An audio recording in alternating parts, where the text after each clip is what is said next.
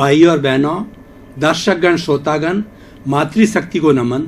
Channel 24+ news के खास, विशेष, मनमोहक, चित्त को लुभाने वाला, मानसिक शांति देने वाला, रोम रोम पुलकित करने वाला, हर कोशिका को शांति देने वाला, जीवन में सुख देने वाला, जीवन में आनंद देने वाला, जीवन को तृप्त करने वाला पुनरुत्थान कार्यक्रम में आपका हार्दिक स्वागत है, अभिनंदन है, सत्कार है।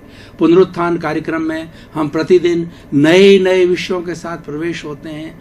हर विषय शोध परख होता है, गहराई लिए होता है और जीवन की कोई न कोई दिशा को उद्घाटित करता है। अगर व्यक्ति पूरे एपिसोड को अच्छी तरह से समझे तो उसके जीवन की दिशा बदल सकती है, उसके जीवन का निर्माण हो सकता है। तो आज हम एक विशाल विषय जो जीवन से जुड़ा हुआ है उसको लेकर के आपके सामने प्रस्तुत हो रहे हैं। आज का विषय है जीवन का आंतरिक और बाह्य पक्ष। भाई और बहनों, जीवन है एक और दूसरा आंतरिक और बाह्य पक्ष है। जीवन किसे कहते हैं? मनुष्य जन्म लेता है और जन्म के साथ साथ में वो रिटर्न टिकट लेके आता है। मृत्यु भी जन्म के साथ ही हो जाती है। जब तक मृत्यु निश्चित नहीं होती है तब तक जन्म नहीं होता है। हमारी भारतीय संस्कृति के आयुष्य कर्मों को सोचें तो व्यक्ति एक शरीर, जब आत्मा एक शरीर को तभी छोड़ती है जब अगली उसकी गति में, अगले स्थान के अंदर उसका आयुष्य का निर्धारण हो जाता है, कितने वर्ष जिएगा और कहाँ पर जन्म लेगा। इसीलिए रिटर्न टिकट भी साथ लेके आता है। इसीलिए कहा जाता है कि हर संयोग के साथ वियोग जुड़ा हुआ है। हमारा जो जन्म है वो संयोग है, मृत्यु वियोग है। ये दोनों जुड़े हुए हैं, एक सिक्के के दो पहलू हैं और एक दूसरे के पूरक है। अब जन्म और मृत्यु के बीच की जो अवधि होती है, बीच का जो काल होता है, वो जीवन कहलाता है। व्यक्ति कितना जीता है ये महत्व नहीं रखता है, महत्व रखता है कि व्यक्ति कैसे जीता है। कैसे जीने का मतलब यह है कि उसके जीवन के अंदर क्या घटित होता है, वो सोसाइटी को क्या देता है, सोसाइटी में क्या बदलाव लाता है, सोसाइटी का क्या भला करता है, सोसाइटी का क्या परोपकार करता है, सोसाइटी का क्या उत्थान करता है। तभी वह व्यक्ति अमर हो जाता है और हमेशा याद किया जाता है।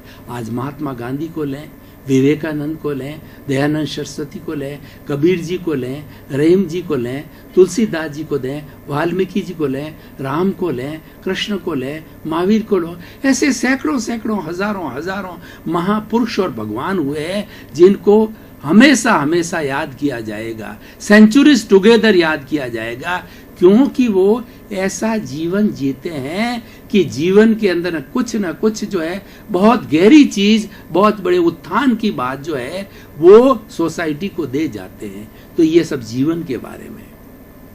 अब हमारा जीवन का संचालन होता है वो दो पक्षों के द्वारा होता है। एक तो हमारा बाह्य पक्ष होता है, एक हमारा भीतरी पक्ष होता है।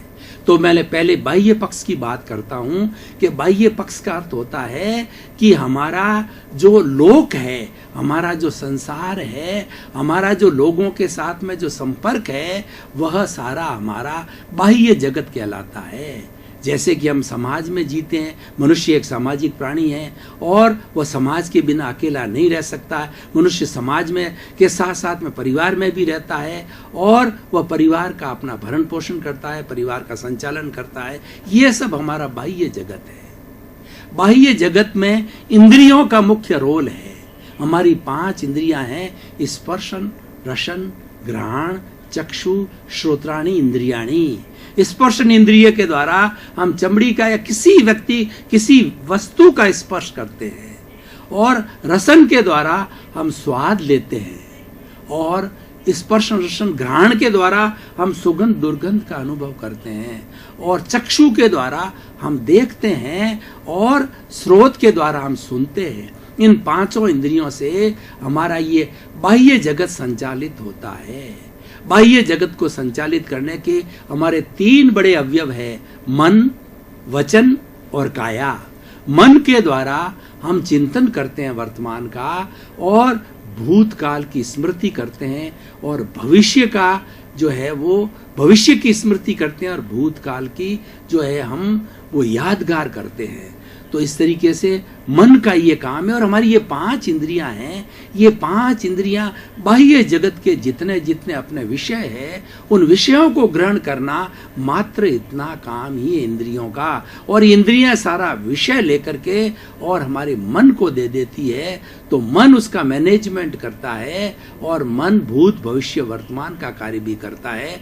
और मन ये सारा लेकर के बुद्धि को दे देता है और फिर आगे भीतरी जगत प्रारंभ हो जाता है। मैं बाह्य जगत की बात कर रहा हूँ। बाह्य जगत में हम खाते हैं, पीते हैं, सोते हैं, उठते हैं, बैठते हैं, कार्यकलाप करते हैं, एक दूसरे से मिलते हैं, जुलते हैं। तो बाह्य जगत के अंदर जो हमारा सारा कार्य एग्जीक्यूशन वर्क होता है बाह्य जगत में होता है। तो बाह्य जगत जो है हमारा भीतरी जगत से संचालित होता है। भीतरी जगत की हम बाद में बात करेंगे।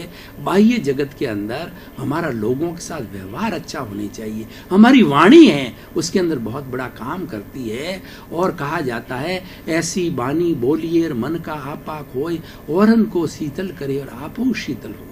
यानी मनुष्य को बाह्य जगत के अंदर संपर्क करने के लिए, लोगों से परिचय करने के लिए, अपना सारा कार्यकलाप करने के लिए भाषा सीमित होनी चाहिए, मधुर होनी चाहिए और सत्य भाषा होनी चाहिए, कर्कश नहीं होनी चाहिए, किसी को दुख देने वाली नहीं होनी चाहिए और स्वयं आनंदित हो और दूसरों को आनंदित करे, ऐसी भाषा का उपयोग किया जाना चाहिए।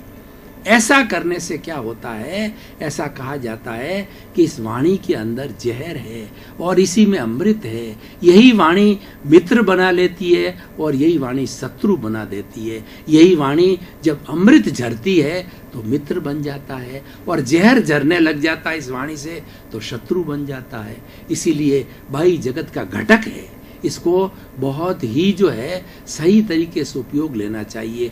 और एक हमारा शरीर है, ये बाह्य जगत का घटक है। शरीर से हम कार्यकलाप करते हैं और आलस्यानाम मनुष्याणाम शरीरस्थो आलस्यमी मनुष्याणाम शरीरस्थो मान रिपु।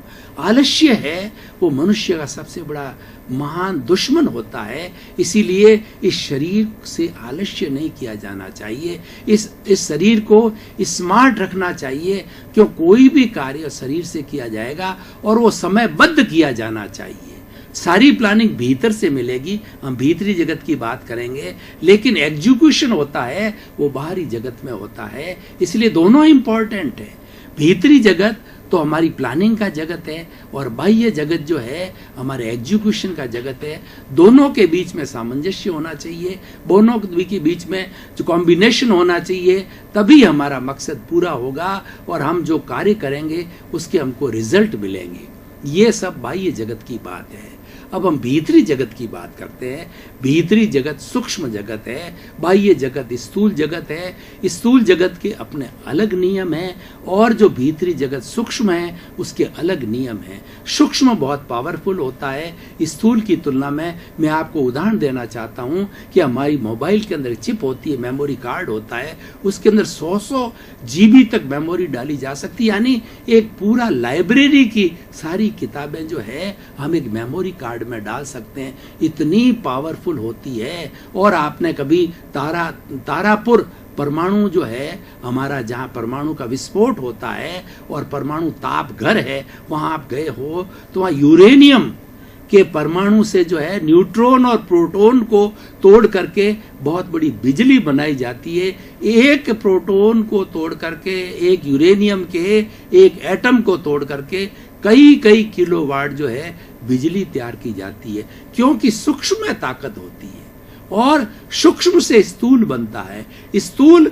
सूक्ष्म को जो है वो फीडिंग देता है, लेकिन गाइडेंस जो है वो सूक्ष्म से आता है और स्थूल है वो गाइडेड होता है। यानी हमारा बाह्य जगत गाइडेड होता है, भीतर के जगत से गाइडेड होता है। अब भीतर जगत के अंदर क्या क्या है मैं आपको बताना चाहता हूं कि भीतरी जगत के अंदर हमारा तेजस शरीर है। हमारे 3 तरीके शरीर है। एक जो बाह्य जगत की मैंने बात की वो हमारा ये स्थूल शरीर है, और भीतर के जगत में जाएं तो एक तेजस शरीर है, ल्यूमिनस बॉडी है, जिसको कि हम अवचेतन मन कहते हैं। हमारे स्थूल शरीर पे काम करने वाला जो है वो चेतन मन है।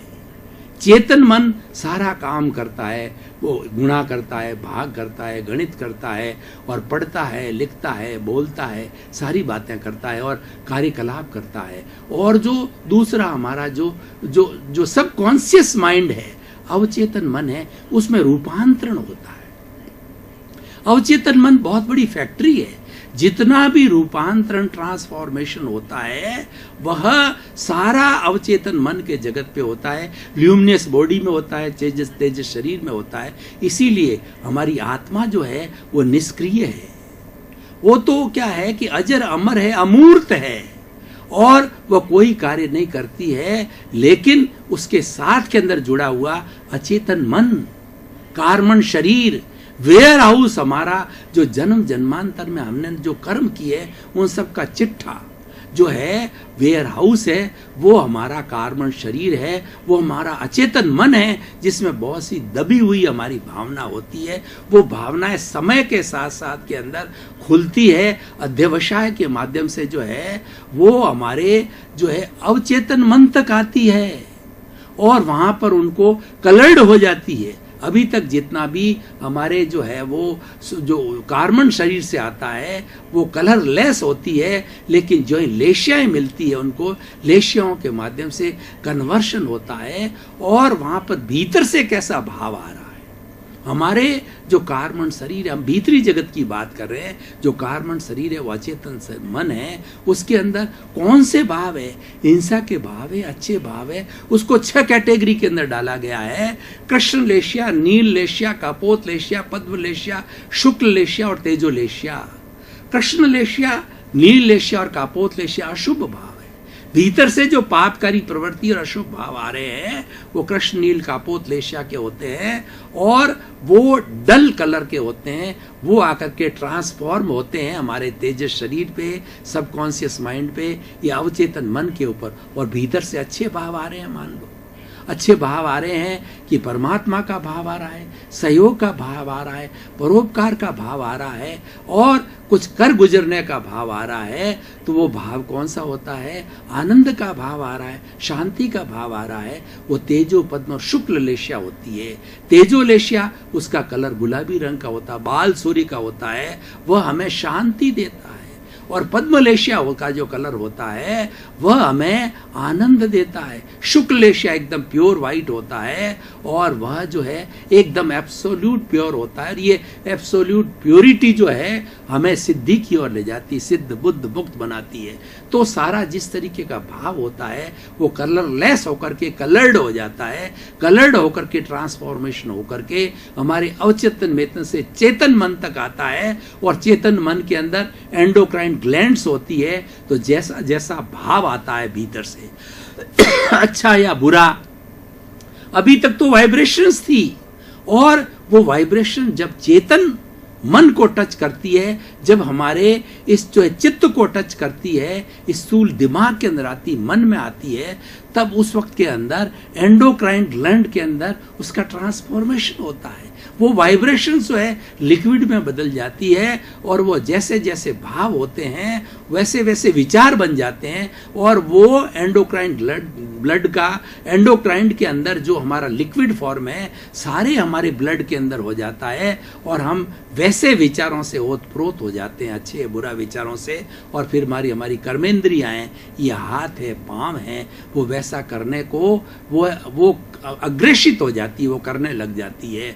तो ये पूरा हमारा भीतरी जगत का सिस्टम है और भीतरी जगत के अंदर ये होता है क्योंकि हम पूर्व जन्म के अंदर को साथ लेकर के आए हैं, वही छूटता रहता है और बाहर से हम इंद्रियों के माध्यम से ग्रहण करते हैं और इसी सिस्टम से, सेम सिस्टम से जो है हम तेजस शरीर और हमारा अवचेतन मन, फिर हमारी जो लेशिया है, लेशिया के बाद अध्यवसाय, अध्यवसाय के बाद हमारा कार्बन शरीर जो कि आत्मा के साथ जुड़ा हुआ है, उसमें चिपकता रहता है, खुलता रहता है, चिपकता रहता है, खुलता रहता है। समय ये सारा टाइम बाउंड है, टाइम बाउंड के साथ जो ये होता रहता है और मनुष्य वैसा वैसा आचरण करता रहता है।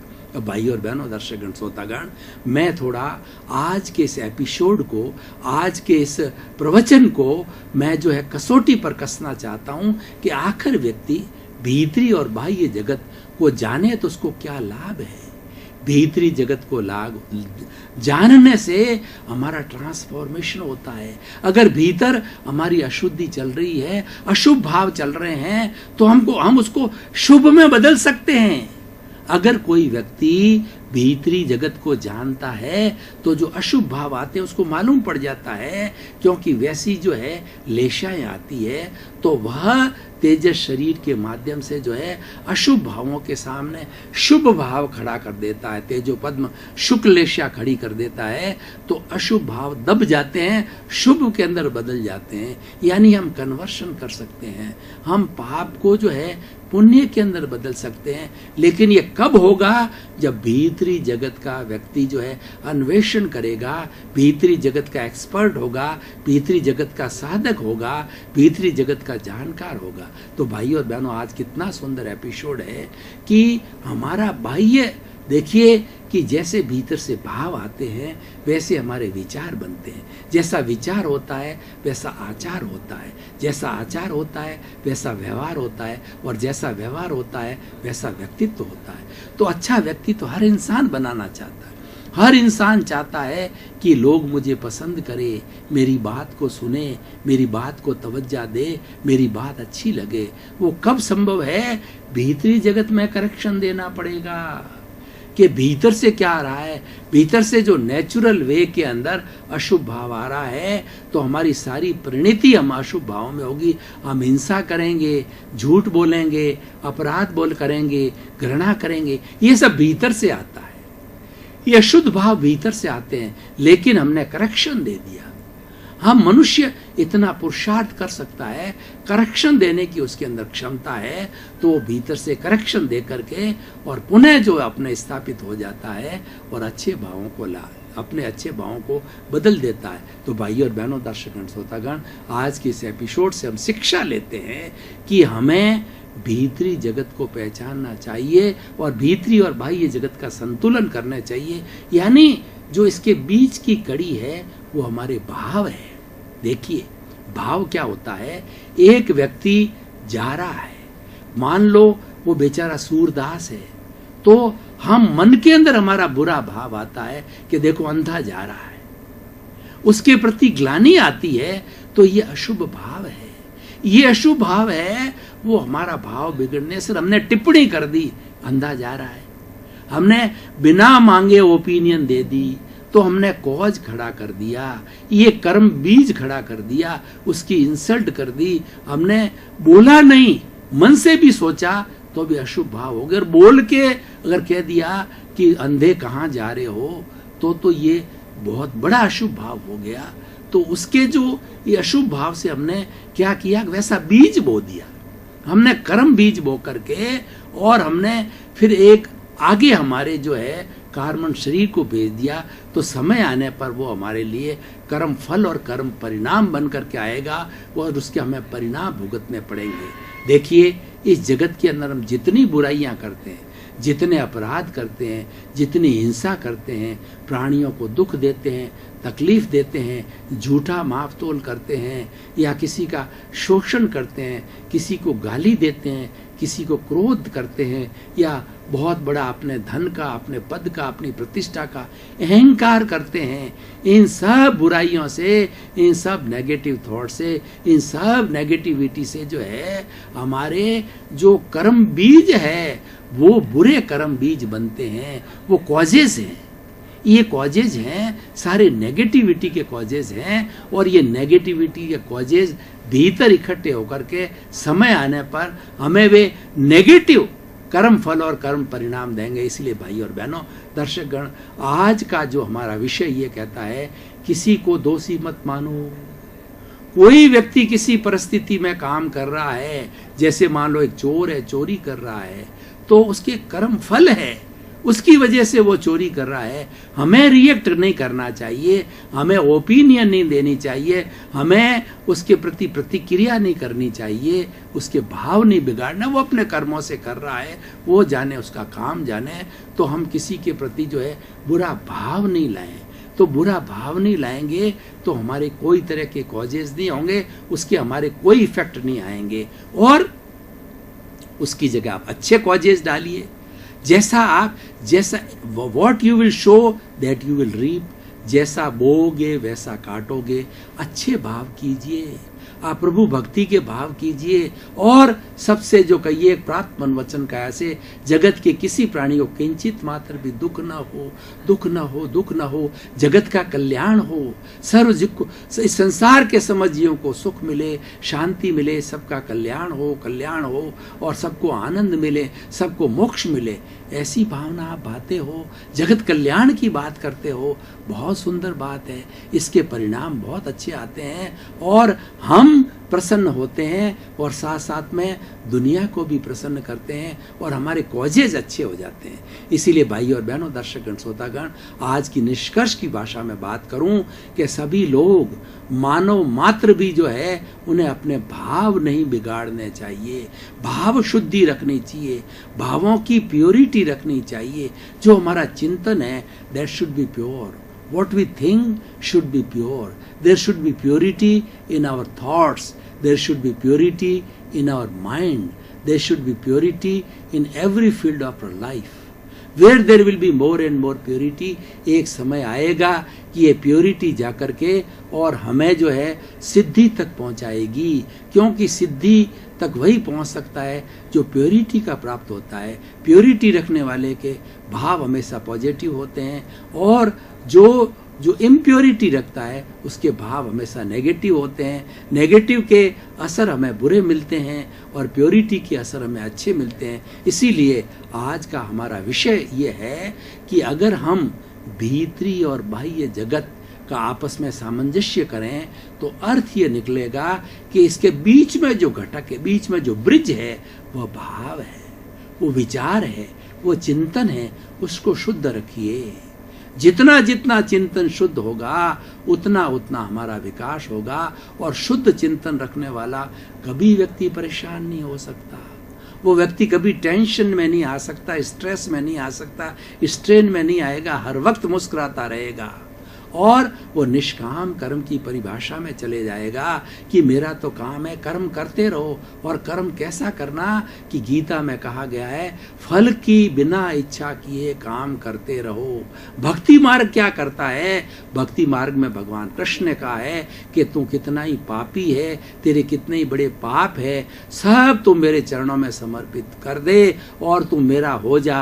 बस एक ही चिंतन करो कि मैं तो ईश्वर का काम कर रहा हूँ। आप निश्चिंत हो जाओगे, ये ईश्वर अच्छा या बुरा है, ये आपका, आपके चरणों में समर्पित है। मेरा काम केवल कर्म करना है, आपको समर्पित होकर करना है। ये भक्ति भावित भावना है। और तीसरी जो भावना होती है, पहले कर्म योग होता है, दूसरा भक्ति योग होता है और एक ज्ञान योग होता है। ज्ञान योग बहुत बड़ा उच्च योग होता है और ज्ञान योग जो है हमें बाह्य और भीतरी जगत को जोड़ता है। ज्ञान का अर्थ होता है कि हमें सही स्थिति का प्राप्त होना, राइट बिलीफ का प्राप्त होना, what is reality that we should know, और वही हमारा ज्ञान कहलाता है। और जैसे कि हमने मान लीजिए कि शरीर नश्वर है लेकिन हमारी आत्मा अजर है, अमर है, अविनाशी है और ये जो है अनंत सुख वाला, अनंत दर्शन वाला, अनंत शक्ति वाला, अनंत सुख का धाम है। ये हमारा राइट ट्रैक है, राइट पाथ है और ये मेरी राइट बिलीफ है। दर्शकगण, श्रोतागण, भाई और बहनों, आपका बहुत बहुत धन्यवाद, आपके प्रति कृतज्ञता, आपके प्रति साधुवाद। आप पुनरुत्थान कार्यक्रम को बराबर देख रहे हो, इसीलिए पुनरुत्थान कार्यक्रम कि आप आत्मा होने के कारण पुनरुत्थान कार्यक्रम आज टॉक ऑफ द टाउन बन रहा है। वो क्रेडिट सारी आपको जाती है। आप देखते रहिए, लोगों को जो है ज़्यादा प्रेरित करते रहिए, हमको भी आनंद आएगा और हम ये लगेगा कि हम और अच्छी क्वालिटी के अच्छे अच्छे विषय बहुत डीपली शोध पूर्वक रूप से, चिंतन से, मनन से आपके सामने प्रस्तुत करें। तो इसी क्रम में आपका जीवन आनंदमय हो, मंगलमय हो, सुखमय हो, शांतिमय हो। आपके प्रति शुभ भावना।